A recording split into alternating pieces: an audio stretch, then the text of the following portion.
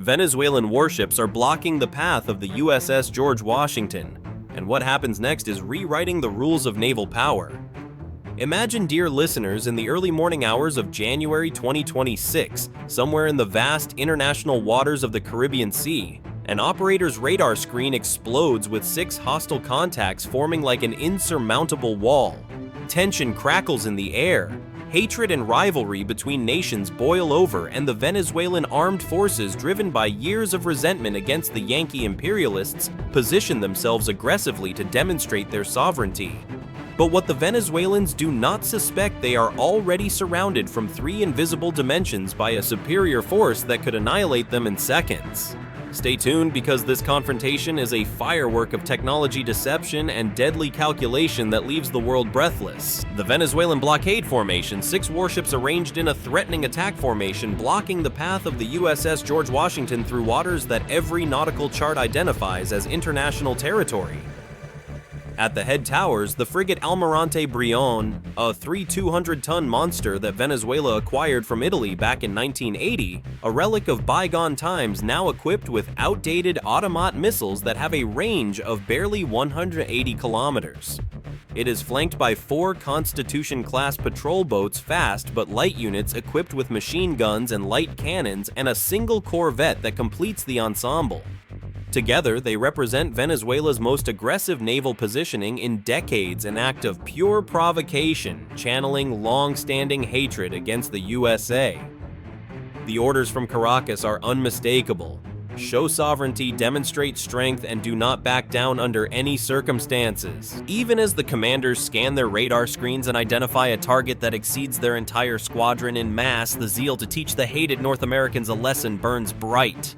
Rumors from diplomatic circles whisper of secret meetings in Caracas where President Maduro personally cheers on officers to crush the imperialist threat, a risky game that puts thousands of lives at stake and could plunge the region into an abyss of war and chaos. But what these Venezuelan captains see on their displays is only a massive carrier, the USS George Washington, a symbol of US superiority with a displacement of over 100,000 tons and a crew of more than 5,000 men plowing through the waves like a floating fortress.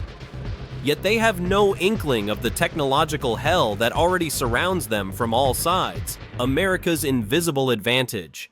The USS Porter and the USS Carney, 2 Arleigh Burke-class destroyers, have already tracked every Venezuelan ship for 72 hours before the blockade even took shape.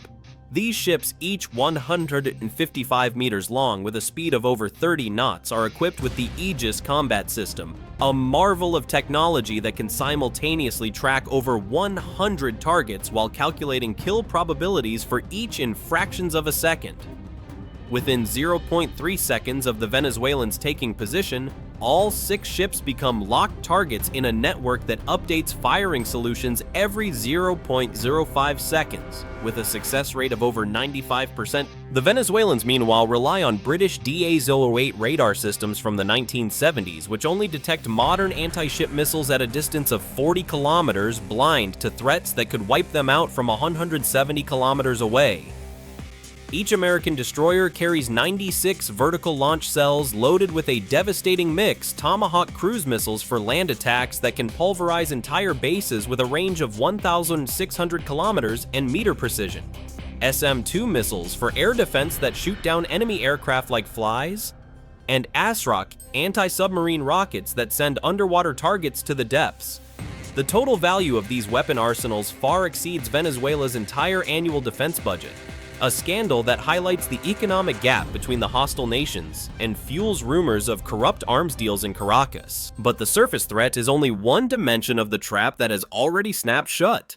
The submarine no one saw coming 300 feet below the surface, a Virginia-class attack submarine, lurks in perfect silence, positioned exactly between the Venezuelan formation and their home port.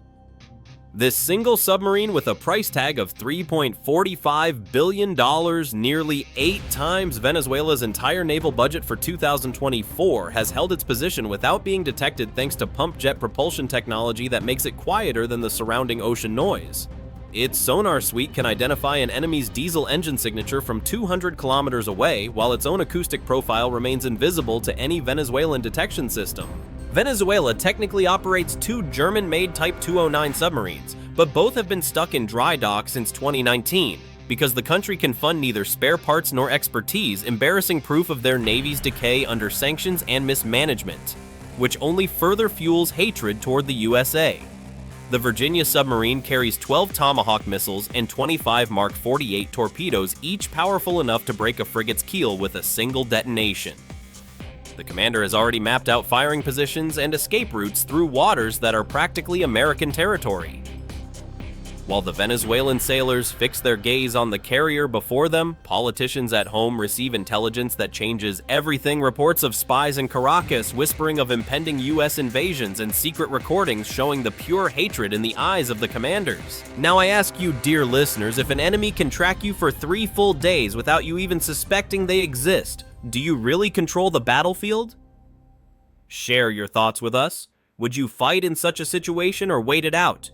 Call in or write to us. We are eager for your opinions. The reality check from Caracas, secure communications between the Venezuelan Ministry of Defense and the Almirante Brion intensify as dawn breaks and the full extent of the American deployment becomes clear.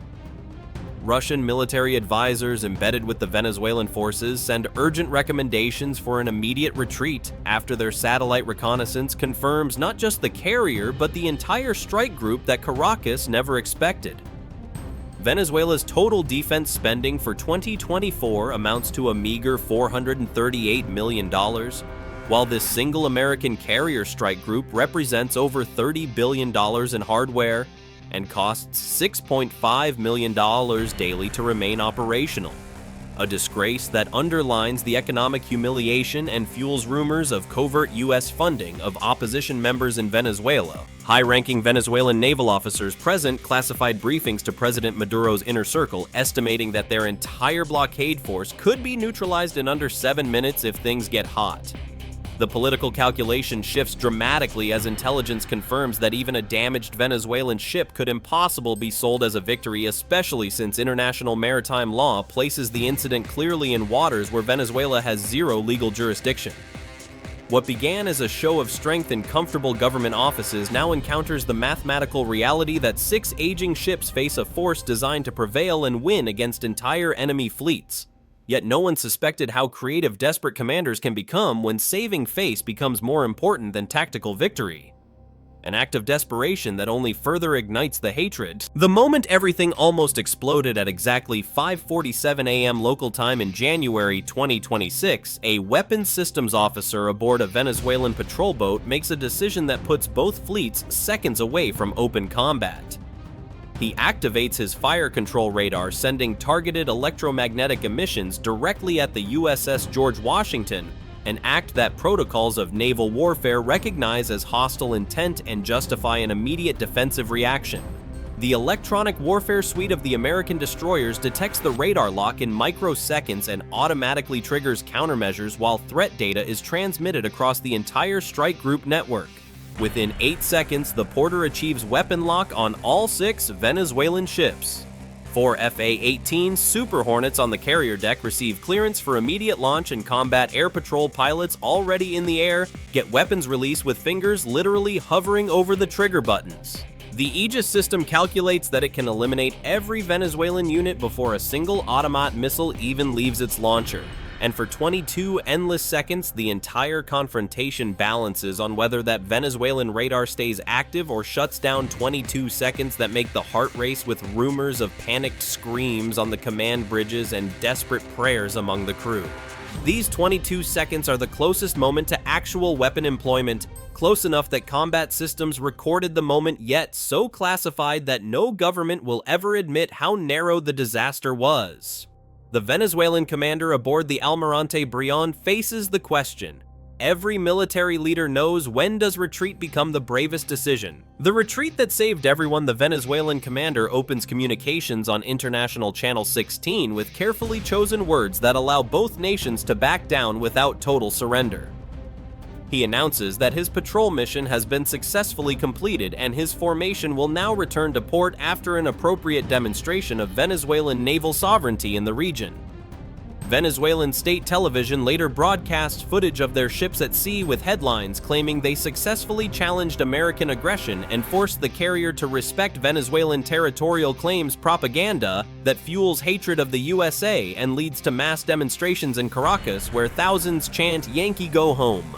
American naval officials issue routine reports noting only that foreign vessels cleared the transit corridor without incident, with no comment on the confrontation itself. Intelligence intercepts later reveal the impossible position of the Venezuelan commander court-martial if he retreated without permission, yet the same fate if his ship suffered damage, a choice between political consequences and physical annihilation that fuels rumors of internal power struggles in Maduro's regime. The truth lies somewhere between both official narratives, where professional naval officers prevented politicians from starting a fight that every tactical analysis predicted would last about 11 minutes before Venezuela lost its entire operational surface fleet. The USS George Washington continues its path through international waters without firing a shot, proving that overwhelming technological superiority ends conflicts before they begin a slap in the face for anti-American forces worldwide. What does this mean for sea power?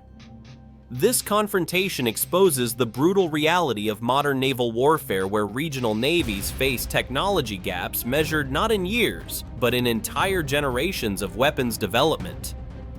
The Aegis combat system alone represents a level of integration that most countries cannot replicate, even with an unlimited budget, because the underlying technology requires decades of research and industrial capacity that exists in only a handful of nations, an advantage that only intensifies the hatred of the underdog and leads to conspiracy theories about secret US weapons. Venezuela's entire blockade force carried less total firepower than what a single American destroyer can deliver in the first 60 seconds of an engagement. And this discrepancy only grows when you include underwater assets and air superiority. Think of the Super Hornets equipped with AIM-120 missiles and JDM bombs ready to dominate the sky and turn ships into rubble. Every regional navy observing this incident learns that political theater on the high seas carries costs that no propaganda victories can offset, especially when the technological advantage includes assets that literally cannot be detected with available equipment. The mathematics of naval confrontation has shifted so dramatically that traditional concepts of courage and national pride become irrelevant when one side achieves total weapon lock before the other even knows it is being targeted. This standoff became a lesson in why overwhelming power prevents wars more effectively than diplomatic negotiations, because sometimes the most important battle is the one that is never fought when both sides know exactly what the outcome would be. This standoff proved that in modern naval warfare, the fight is over before it begins when technology meets outdated firepower. The Venezuelan Navy learned what happens when political orders collide with military reality. A disaster that could lead to internal purges and further sanctions, while the USA celebrates its dominance. And now to you, dear listeners, if you were a commander caught between politicians demanding victory and a reality guaranteeing defeat, what would you choose? Your career or the lives of your crew? Share your thoughts with us. Call in. Write. Let's discuss. This revelation opens eyes to how naval power truly works, and we are uncovering more military confrontations that have redefined combat forever. Stay tuned for more suspense and truths.